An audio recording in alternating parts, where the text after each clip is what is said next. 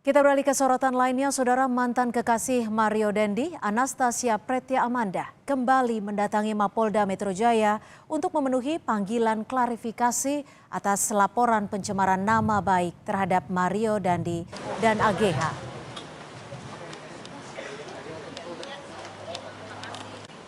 Amanda selesai diperiksa. Laporan ini buntut dari keterangan Mario Dandi dan AGH melalui kuasa hukumnya yang menyebut Amanda sebagai provokator dan pembisik yang memberikan informasi mengenai hubungan AGH dan korban David. Amanda mengakui mendapat 13 pertanyaan dari penyidik terkait laporan tersebut. Selanjutnya Amanda akan mendatangkan beberapa orang saksi, yaitu keluarga dan teman yang berkaitan langsung dengan kasus ini. Tadi berapa pertanyaan Bu? Saya lupa, kurang dengar. 13 Bu. Itu dijawab semua ya oleh Ananda ya? Pokoknya pertanyaannya apa? Kapan mulai dirasakan ada pencemaran nama baik itu? Ditanyakan kapan? Kerugiannya. Terus kemudian apa, di mana aja? Ini medianya gitu loh, ditanyakan juga itu. Kemudian yang juga berkaitan juga dengan BAP yang sebelumnya dipertanyakan, yang dibantah itu loh, pemanggilan BAP waktu di Polres Selatan. Sementara itu, saudara, Polda Metro Jaya telah melimpahkan berkas perkara Mario Dandi Satrio dan Shane Lucas kepada Kejaksaan Tinggi DKI Jakarta. Saat ini penyidik masih menunggu hasil penelitian yang dilakukan oleh Jaksa Penuntut Umum tentang kelengkapan berkas perkara milik Mario Dandi dan Shane Lucas. Pada tanggal 21 Maret ya, itu sudah dilimpahkan tahap 1 ke Kejati DKI ya. Tentu ini ada mekanisme, Jaksa Penuntut Umum akan mempelajari secara syarat formil dan material yang sudah dilimpahkan dari penyidik. Kita tunggu hasilnya, tentu ini bagian daripada criminal justice system. Informasi terkini, saudara, pemeriksaan Amanda hingga pelimpahan berkas Mario dan Shane sudah terhubung dengan jurnalis Kompas TV Putu Trisnanda di Mapolda Metro Jaya. Putu, ada belasan pertanyaan yang diberikan kepada Amanda. Lalu apa fokus pemeriksaan penyidik terhadap mantan kekasih dari Mario Dendi ini, Putu?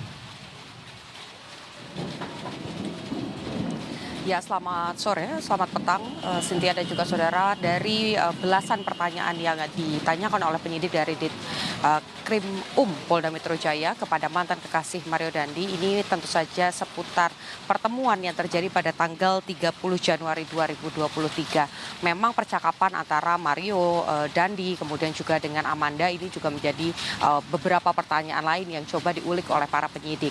Mengapa kemudian pertemuan pada 30 Januari 2023 itu menjadi penting terkait dengan pelaporan kasus dugaan adanya pencemaran nama baik yang kemudian menjerat Mario Dandi dan juga AG, kemudian harus berurusan dengan hukum, karena pada tanggal tersebut ini diduga ada upaya dari Amanda untuk kemudian membisikkan sesuatu, atau dalam kata lain ini jadi kompor begitu, Cynthia dan juga saudara, sehingga emosi dari Mario Dandi ini tersulut, kemudian juga memicu adanya tindakan kekerasan yang akhirnya dilakukan pada Mario Dandi terhadap David Ozora.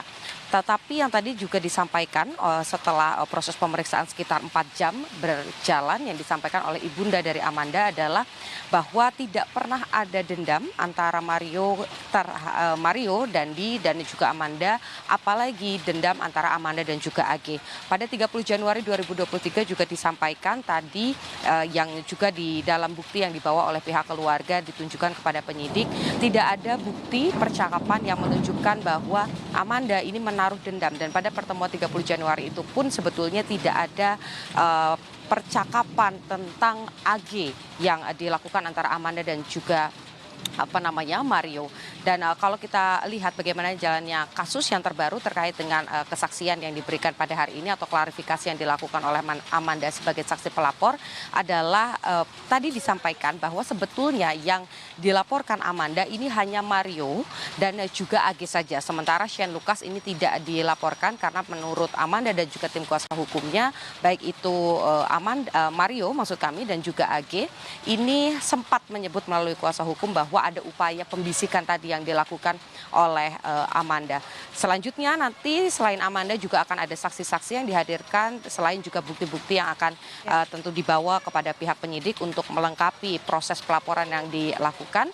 Tetapi yang pasti ada beberapa hal yang akan ditindaklanjuti. Lebih lengkapnya lagi, Cynthia, berikut pernyataan dari kuasa hukum Amanda.